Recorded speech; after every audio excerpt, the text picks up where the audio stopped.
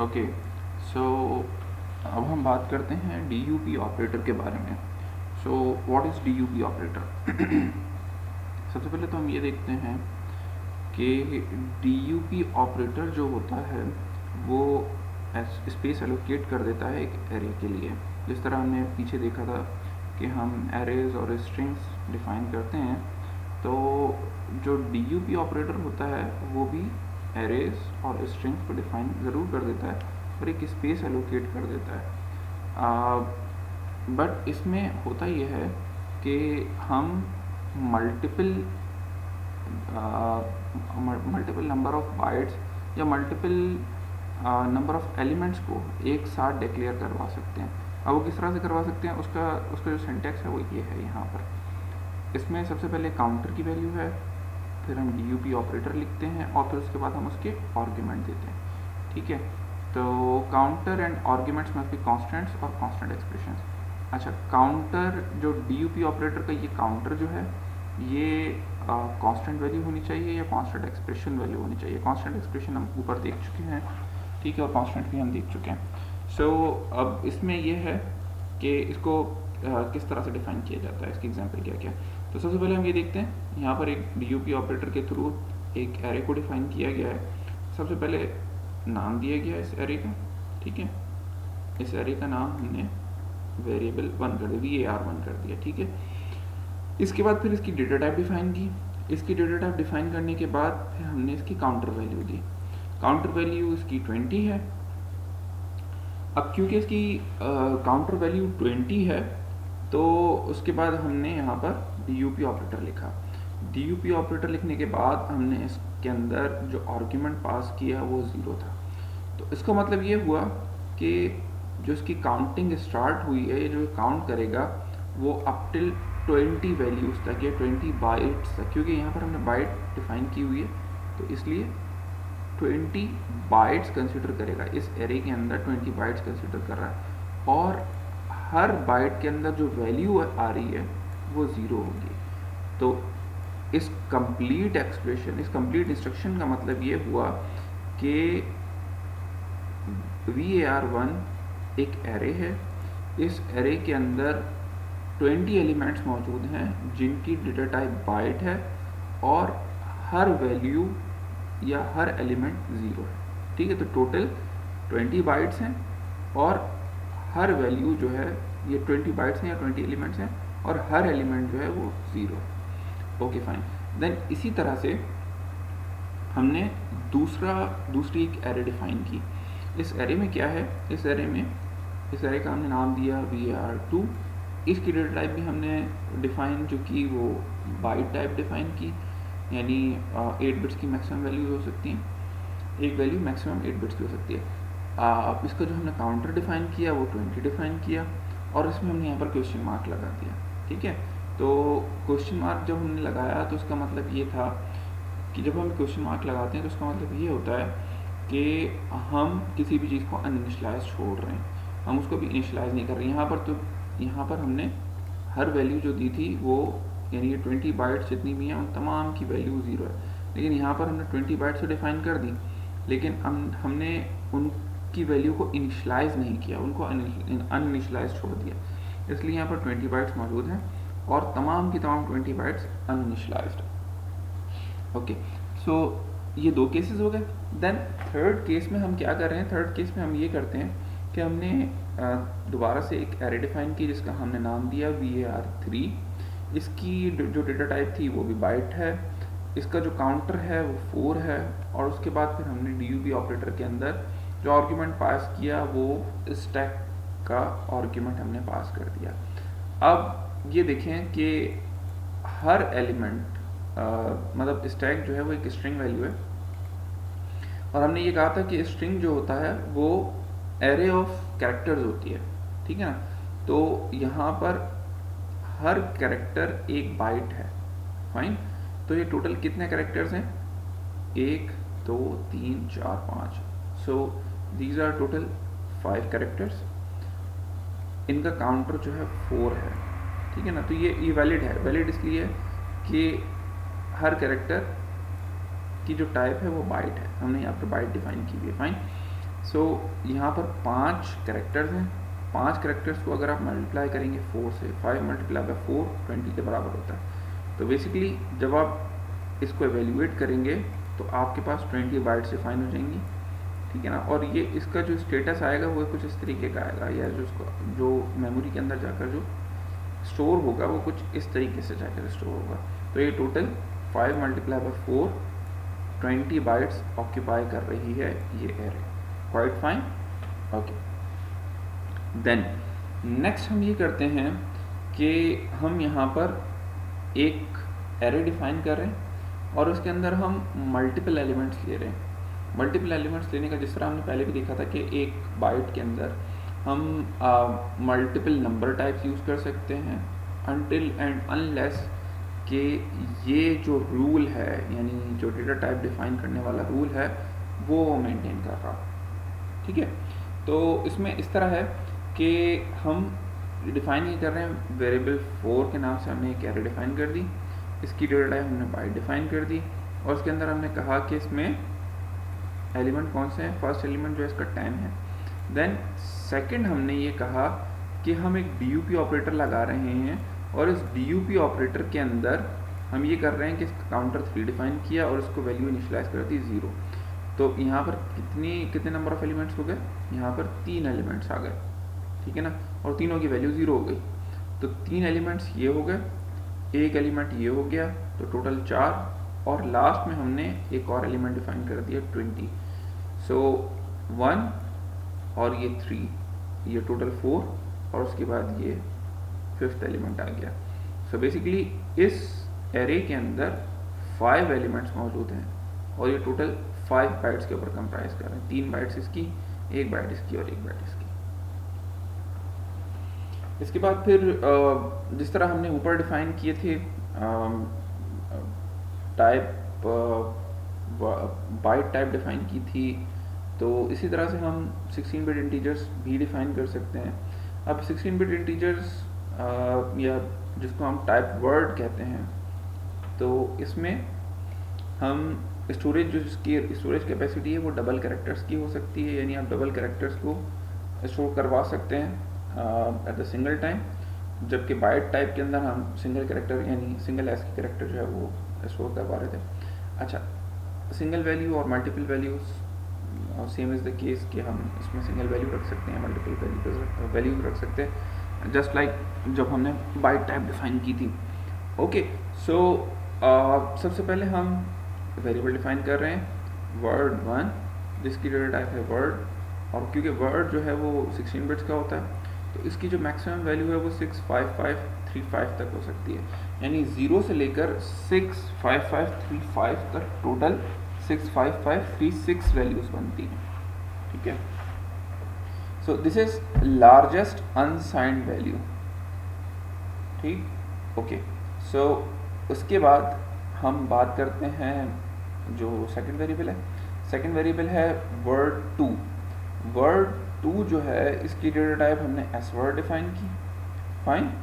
अच्छा, अब इसकी डेटा टाइप हमने एस वर्ड तो डिफाइन कर दी, बट इसकी जो स्मॉलेस्ट वैल्यू है, यानी जो हम ये देखें कि 16 बाइट्स थी, 16 बाइट्स में से वर्ड जो है वो 16 बाइट्स का होता है, तो सॉरी 16 बिट्स का होता है, नॉट द बाइट्स, 16 बिट्स का होता है।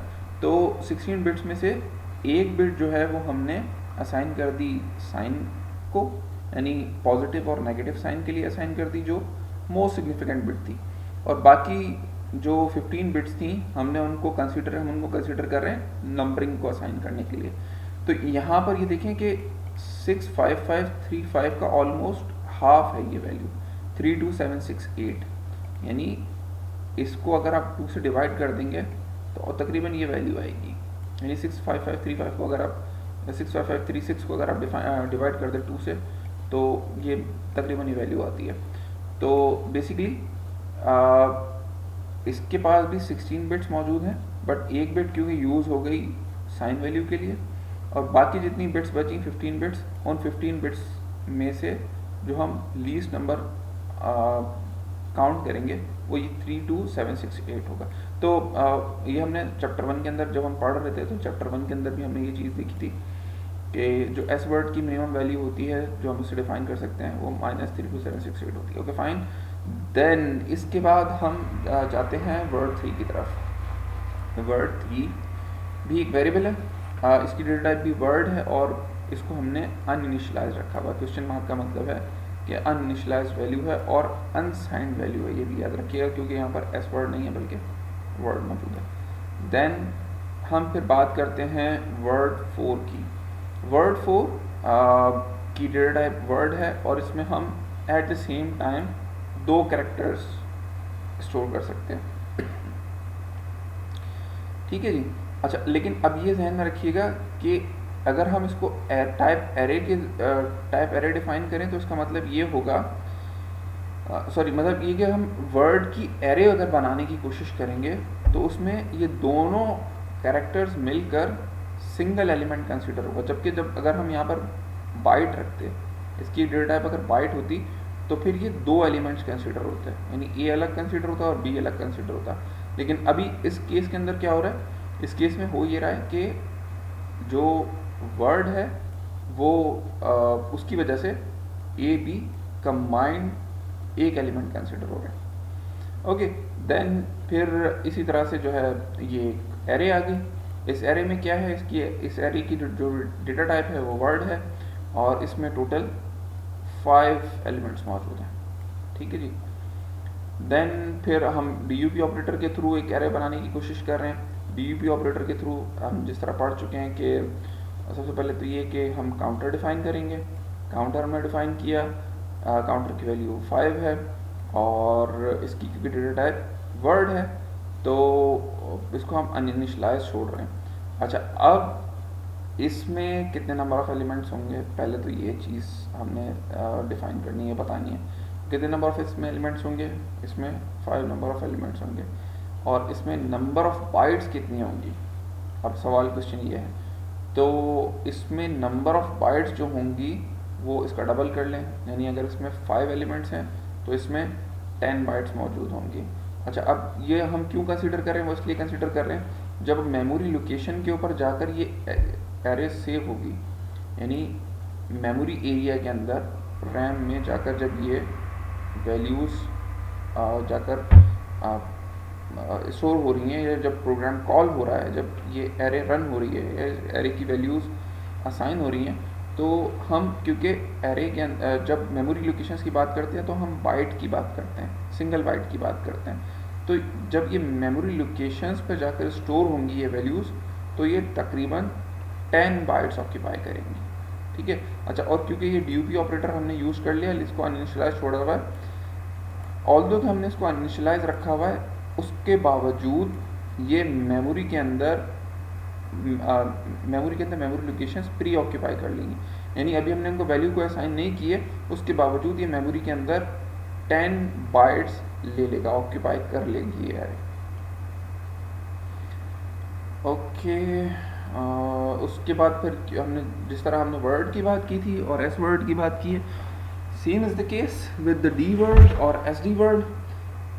इसमें क्या होगा, डी वर्ड के अंदर डी वर्ड जो है वो डबल होता है वर्ड का, यानी वर्ड के अंदर हम 16 बिट्स की बात करते हैं तो डबल वर्ड के अंदर हम 32 बिट्स की बात करते हैं, यानी तकरीबन ऑलमोस्ट 4 बाइट्स हो जाती हैं। ठीक है। और एस डी वर्ड के अंदर भी 4 बाइट्स होती हैं, बट क्योंकि मोस्ट सिग्निफिकेंट बिट जो है वो हम साइन के लिए यूज़ करते हैं, इसलिए 31 बिट्स जो रिमेनिंग 31 बिट्स हैं उनको हम नंबर के लिए यूज़ करते हैं। तो जिस तरह हमने ऊपर देखा था वर्ड के लिए जो मैक्सिमम वैल्यू थी या लार्जेस्ट वैल्यू थी वो 65535 थी, जो कि 16 बिट्स से पॉसिबल हो सकती है। इसी तरह से 32 बिट से जो वैल्यू पॉसिबल हो सकती है वो आप चैप्टर 1 के अंदर देख लीजिएगा। यहाँ पर हम जो डिफाइन कर रहे हैं वैल्यू, अब ये हैक्स है, हैक्स क्योंकि 4 बिट नंबर होता है, 4 बिट्स नंबर होता है, तो अब यहाँ पर कितने टोटल 8 नंबर्स मौजूद हैं, तो हर नंबर जो है वो 4 बिट्स का है, तो 8 नंबर हैं यहाँ पर, 8 मल्टीप्लाई बाई 4 तो टोटल 32 बिट्स बन जाएंगी। ओके, सो क्योंकि यहाँ पर डी वर्ड डिफाइन किया हुआ है तो डी वर्ड डिफाइन करने का मतलब है कि ये अनसाइंड नंबर है। इसी तरह से हम बात करते हैं एस डी वर्ड की। अच्छा, एस डी वर्ड जो है वो हमने जिस तरह कहा कि साइन नंबर्स के लिए यूज़ होता है, तो ये डेसिमल नंबर है, ठीक है, डेसिमल की वैल्यू दी हुई है। इसमें सबसे पहली जो एम एस बी है वो साइन के लिए यूज़ होगी, बाकी सारी की 31 बिट्स जो हैं वो नंबर की कैलकुलेशन के लिए इस्तेमाल होंगे, ठीक है जी। अच्छा, आगे चलते हैं। थर्ड वैल्यू जो है वो वैल्यू 3 VL3 है। इसकी डेटा टाइप डी वर्ड है। ये अनसाइंड एरे हम यहाँ पर डी यू पी ऑपरेटर के थ्रू बनाने की कोशिश करें, एक एरे बनाने की कोशिश करें जिसकी डेटा टाइप डी वर्ड है। तो इसमें हम क्या कर रहे हैं, इसमें हम ये कर रहे हैं कि इसमें हमने सबसे पहले काउंटर देखा, काउंटर जो है वो 20 है, ठीक है। और यहाँ पर क्योंकि क्वेश्चन मार्क है तो क्वेश्चन मार्क का मतलब ये है कि ये अनसाइंड एरे है, तो मतलब इसकी जो वैल्यूज़ हैं वो अनसाइंड है, अनअसाइंड है, तो सॉरी अनसाइंड नहीं, अनइनिशलाइज्ड है, सॉरी, इसकी जो वैल्यूज़ हैं सारी की सारी वो अनइनिशलाइज्ड हैं। तो अब क्या होगा कि यहाँ पर 20 डी वर्ड एलिमेंट्स आ जाएंगे।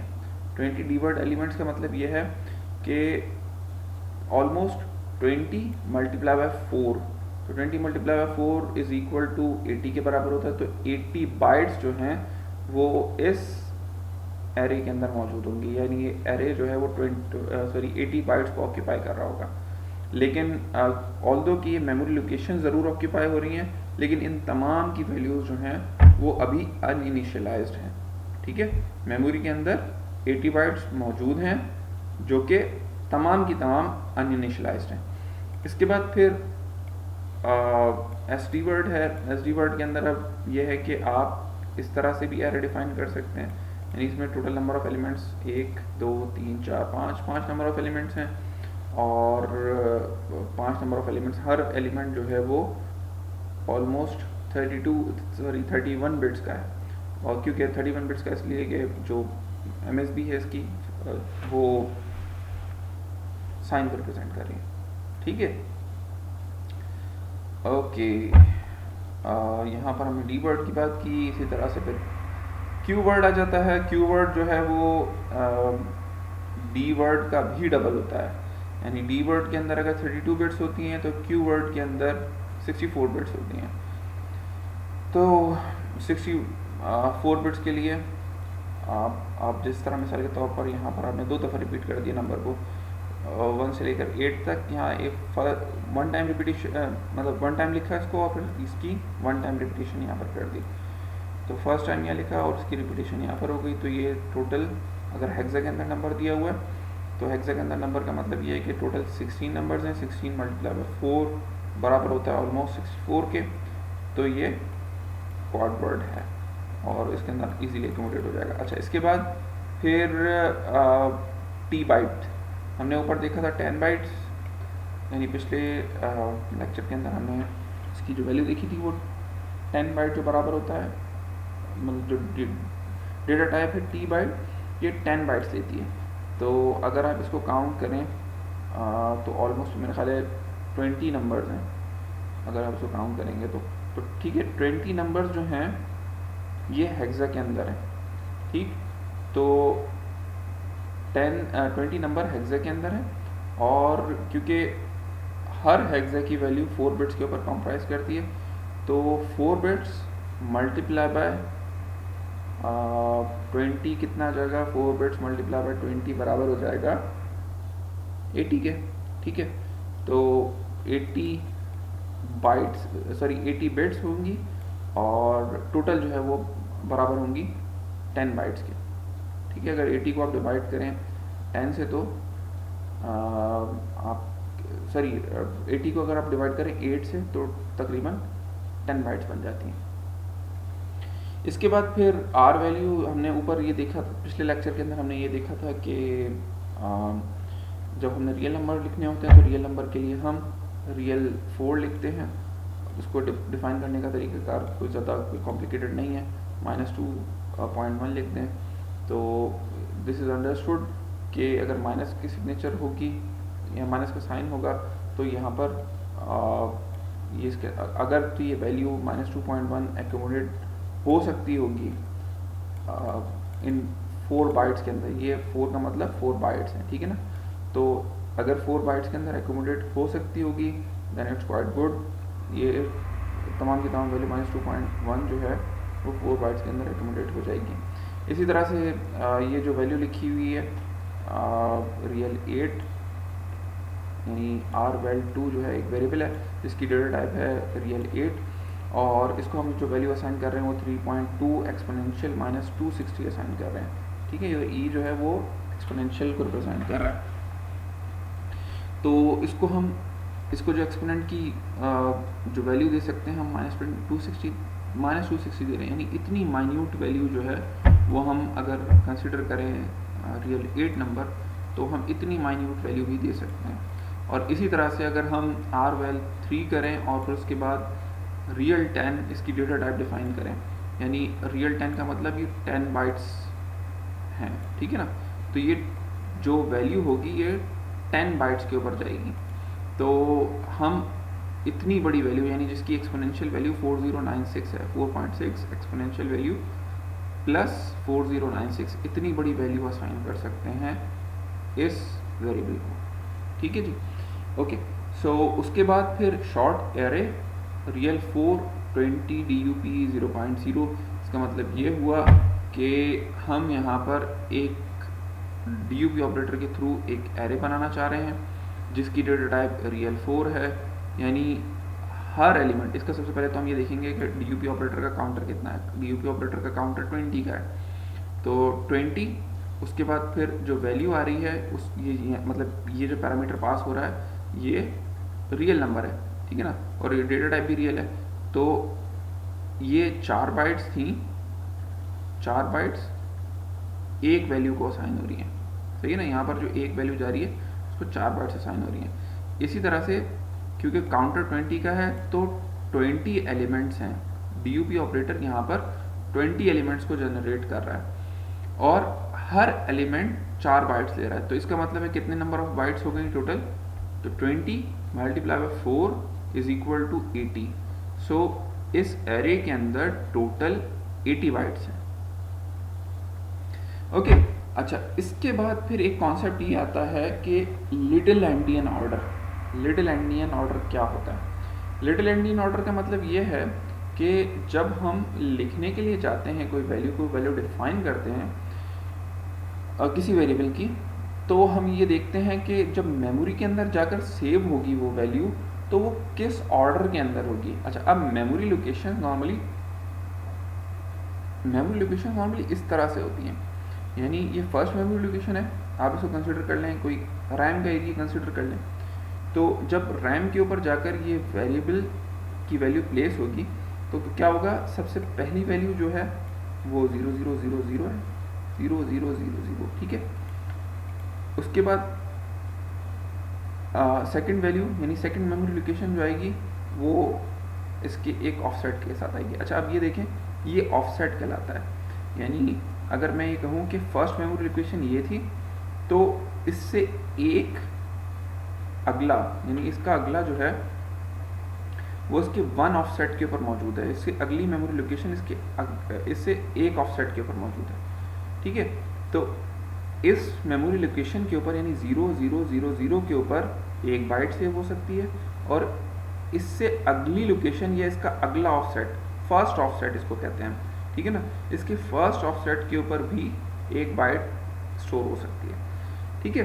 तो नॉर्मली जो मेमोरी के अंदर जो बाइट्स मेमोरी के अंदर जो वैल्यूज सेव होती हैं वो नॉर्मली बाइट्स सेव होती हैं। तो फर्स्ट मेमोरी लोकेशन के ऊपर फर्स्ट बाइट सेव होगी, सेकंड मेमोरी लोकेशन के ऊपर सेकंड बाइट सेव होगी, थर्ड के ऊपर थर्ड बाइट सेव होगी, फोर्थ के ऊपर फोर्थ बाइट सेव होगी।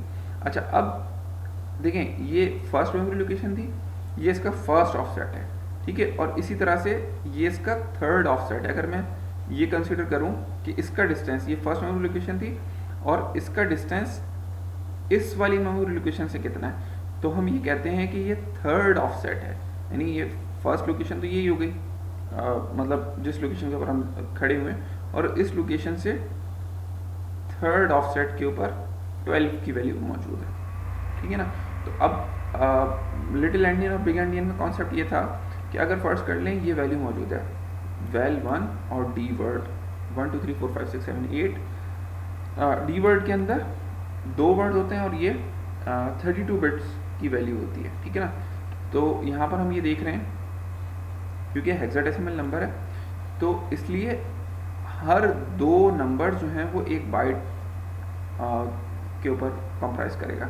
तो यहाँ पर टोटल 4 बाइट्स है, डी वर्ड के अंदर टोटल 4 बाइट्स होती हैं और हम ये नंबर देखें तो नंबर भी टोटल 4 बाइट्स का है। अच्छा, अब इसको सेव करने का, लिटिल एंडियन के अंदर सेव करने का तरीकाकार ये है कि जब ये नंबर जाकर मेमोरी के ऊपर स्टोर होगा तो फर्स्ट मेमोरी लोकेशन जो है उसके ऊपर यहाँ से स्टार्ट होगा, ठीक है। यहाँ पर ये कह रहा है कि the least significant byte occurs at the first lowest memory address. ये सबसे लोएस्ट मेमोरी एड्रेस है, इसके ऊपर लीस्ट सिग्निफिकेंट बाइट, ये इसकी सबसे लीस्ट सिग्निफिकेंट बाइट है, इसके सबसे लोएस्ट मेमोरी एड्रेस के ऊपर जाकर सेव हो रही है। इसके बाद फिर 5 6 है, ये उसके फर्स्ट ऑफसेट के ऊपर मौजूद है। देन 3 4 है, 7 8 आ गया, ठीक है। उसके बाद फिर 5 6 आ गया, देन उसके बाद सेकंड ऑफसेट के ऊपर 3 4 आ जाएगा और लास्ट यानी थर्ड ऑफसेट के ऊपर इसके 1 2 आ जाएगा। तो ये लिटिल एंडियन की जब हम बात करते हैं लिटिल एंडियन ऑर्डर की तो उसमें रिवर्स ऑर्डर के अंदर जाकर मेमोरी लोकेशन के ऊपर सेव होती है। यहाँ पर इसकी डेफिनेशन लिखी हुई है, बुक की डेफिनेशन है, बुक के अंदर जो इसकी एक्सप्लेनेशन दी हुई है वो आप इस तरह देख लीजिएगा। यहाँ पर ये यही मेंशन कर रहा है कि x86 प्रोसेसर्स जो हैं वो स्टोर और रिट्रीव करते हैं data from memory using little endian order और from low to high. Low to high का मतलब ये कि लोएस्ट मेमोरी लोकेशन से स्टार्ट हुआ और फिर उसके बाद हाईएस्ट मेमोरी लोकेशन की तरफ गया, ठीक है जी। अच्छा, अब बिग एंडियन ऑर्डर इसका उलट होता है या इससे डिफरेंट है। बिग एंडियन ऑर्डर के अंदर क्या होता है, बिग एंडियन ऑर्डर के अंदर हम ये करते हैं कि बिग एंडियन ऑर्डर के अंदर हम जो सबसे पहली यानी मोस्ट सिग्निफिकेंट बाइट जो है उसमें हम ये कर रहे थे, लिटिल एंडियन के अंदर हम ये कर रहे थे लीस्ट सिग्निफिकेंट बाइट स्टोर करा रहे थे। बिग एंडियन के अंदर हम मोस्ट सिग्निफिकेंट बाइट को लोएस्ट मेमोरी लोकेशन के ऊपर सेव करते हैं। इसी तरह से फिर हम फर्दर प्रोसीड करते हैं, यानी जो 3 4 है उसको हमने सेव किया फर्स्ट ऑफसेट के ऊपर। उसके बाद फिर हमने 5 6 को हमने सेकंड ऑफसेट के ऊपर स्टोर किया और फिर उसके बाद हमने 7 8 को जो स्टोर किया वो थर्ड ऑफसेट के ऊपर, यानी लोएस्ट से लेकर हाईएस्ट तक। और फिर उसके बाद हम जो स्टोर करवाते जा रहे हैं उसको वो हम मोस्ट सिग्निफिकेंट बाइट से स्टार्ट करते हुए लोएस्ट या लीस्ट सिग्निफिकेंट बाइट तक हम जा रहे हैं, ठीक है जी। ओके, अच्छा, अब यहाँ तक बात क्लियर हो गई है, फाइन। ओके,